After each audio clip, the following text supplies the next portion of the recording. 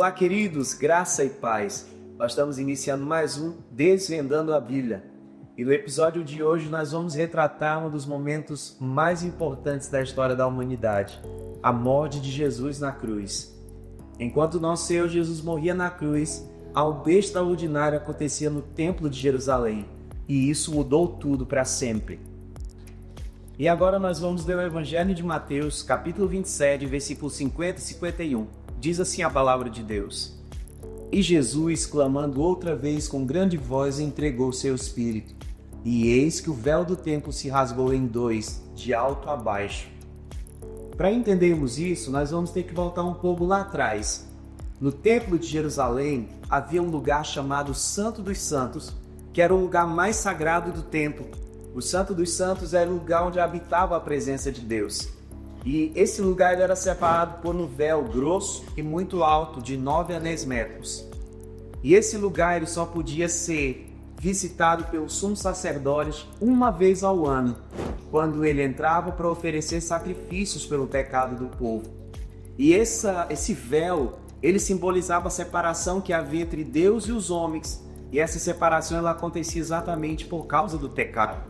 Esse véu do Templo de Jerusalém, ele passava uma mensagem implícita para o povo, que Deus era santo e eles pecadores, e portanto eles não tinham acesso para se aproximar de Deus. Mas no dia que Jesus morreu na cruz, esse véu foi rasgado de alto a baixo, e era como se Deus desse uma mensagem, ou como se o próprio Deus abrisse para nós o caminho para o céu. E conforme nós lemos no texto anteriormente, o véu se rasgou lá no templo exatamente no momento em que Jesus entregou o seu espírito ao Senhor. Quando ele suspirou, que ele entregou o seu espírito a Deus, que ele morreu de fato ali na cruz, nesse exato momento no Templo de Jerusalém, o véu se rasgou. Jesus ali estava abrindo o caminho para nós, do acesso de volta para a presença de Deus. E a Bíblia explica isso para nós no texto de Hebreus capítulo 10, que nós vamos ler agora. Agora temos plena confiança para entrar no Santo dos Santos, pelo sangue de Jesus, por um novo e vivo caminho que ele nos abriu através do véu, isto é, do seu corpo. Jesus agora é o nosso novo e vivo caminho.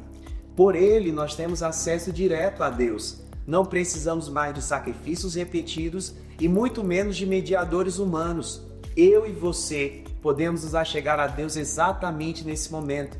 Nós podemos orar, nós podemos nos reconciliar, nós podemos nos aproximar de Deus por esse caminho que Jesus abriu. Queridos, quando aquele véu se rasgou, foi como se o próprio Deus gritasse: o acesso está aberto para vocês.